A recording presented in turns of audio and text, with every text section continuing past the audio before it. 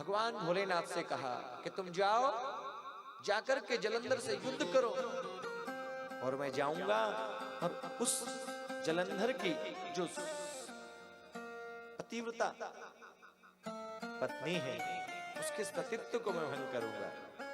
और कहते हैं भगवान नारायण आए और आकर के उस परम सती के सतीत्व को भंग किया। लिखा कि छल करे टारउता सुव्रत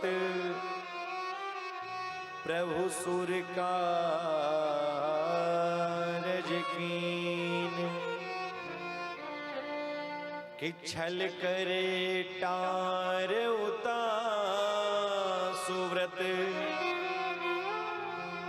प्रभु सुर का रजकीन।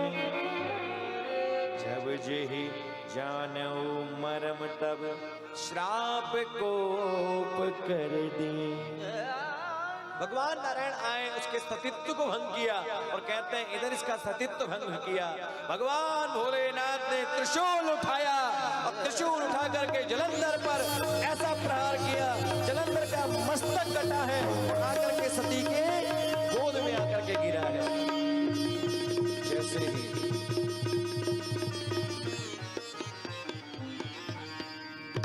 जलंधर का मस्तक कटा, आकर के उस सती की गोद में आकर के गिरा। सती ने देखा, भयभीत हो गई, बोलने लगी आप कौन हैं? आप मेरे पति नहीं हैं, आप बताओ कौन हो? भगवान नारायण अपने रूप में आ गए और उस परम सती ने भगवान नारायण को श्राप दिया, हे प्रभु आपने मेरे सतीत्व को भंग किया है, मैं श्राप देती हूं कि जिस प्रकार आप साधारण मानव बनकर के आए हैं, आपको मानव बनकर के आना पड़ेगा। और जिस प्रकार अपने पति की विरह में मैं दुखी होंगी, और उसी प्रकार आप मानव बनकर के आएंगे और अपनी पत्नी के विरह में दुखी होंगे। आपने मेरे पति को देवादिदेव महादेव के हाथों से मरवाया। कहते हैं मेरा पति ही रावण बनकर के आएगा और आपकी पत्नी का हरण करके लेकर के जाएगा, आपको भी ऐसे ही दुखी होना पड़ेगा। उस परम सती ने नारायण भगवान को श्राप दिया कि आपको राम बनकर के आना पड़ेगा, मेरे पति रावण बनकर के आएंगे। और लिखा वो ही जलंधर रावण बनकर के आया। लिखा कि ताहा जलंधर रावण भयउ रणहति राम परम पद लयउ। वो जलंधर अगले जन्म में रावण बनकर के आया और रण में युद्ध क्षेत्र में भगवान राम के हाथों से मारा गया और परम पद को उसने प्राप्त किया है। ये दूसरा कारण है। कितने हो गए? दो कारण। पहला कारण जय विजय ने श्राप दिया, वो रावण कुंभकर्ण बन के आए। दूसरा कारण परम सती ने श्राप दिया है, इसलिए भगवान राम बनकर के आए हैं। और तीसरा कारण, एक बार भगवान नारायण ने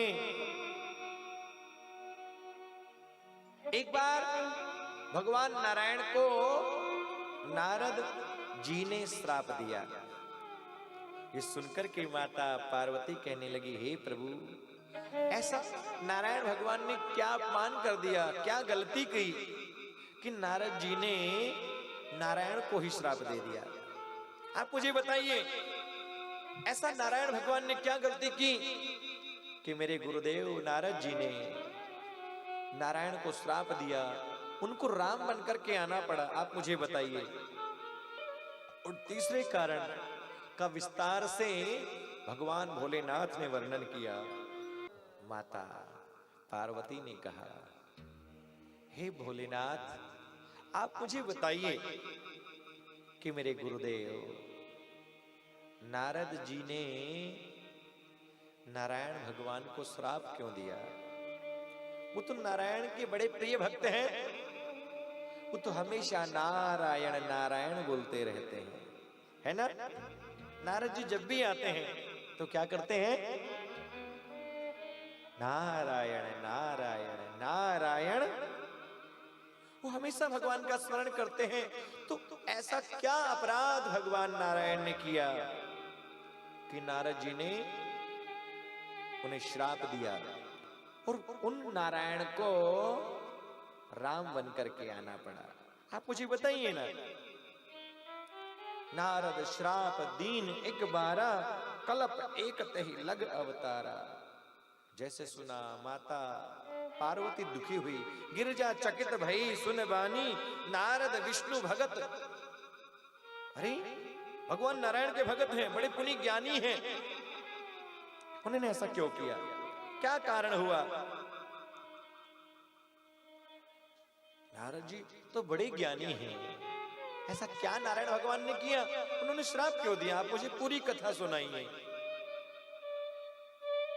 भगवान शंकर कहते हैं कि बोले मिह बहसी महेश तब, ज्ञानी मूढ़ न कोई। कि बोले बिहसी महेश तब, ज्ञानी मूढ़ न कोई। जहि जस रघुपति करहि जब, सो तस तहि क्षण हो। हे देवी, ये तो भगवान राम की माया है, भगवान नारायण की माया।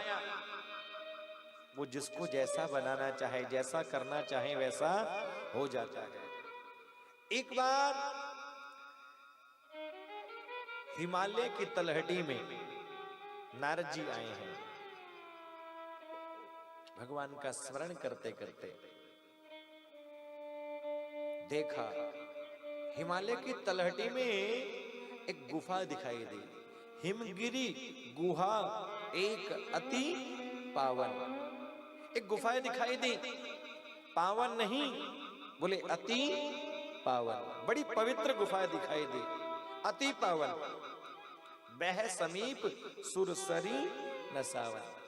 कलकल निनादनी पावन गंगा के तट पर एक गुफा दिखाई दी है, पास में गंगा बह रही है। और गुफा को देख करके नारद जी का मन हुआ कि मैं यहां पर बैठ करके थोड़ी देर भगवान का भजन करूं। आश्रम परम पुनीत सुहावा, देख देव ऋषि मन अति भावा। जैसे ही देखा पावन कलकल निनादनी यमुना, गंगा के तट पर गंगा बह रही है। जैसे ही गुफा दिखाई दी, ऐसा मन हुआ, ऐसा सुरम्य पावन आश्रम, ऐसी गुफा, ऐसा सौंदर्य, ऐसा आनंद भजन करने के लिए कहाँ मिलेगा। और नारद जी का मन हुआ मैं बैठ करके यहाँ पर भजन करूं। और कहते हैं नारद जी बैठे और भगवान का भजन करने लगे। और ऐसा भजन किया महाराज। आइए नारद जी के पास हम बैठ करके 2 मिनट साथ साथ में भजन करें। बोल नारद जी महाराज की जय हो। भगवान का स्मरण किया है, नारद जी के साथ 2 मिनट हम भी प्रार्थना करें और मिलकर के बोलना। रघुनंदन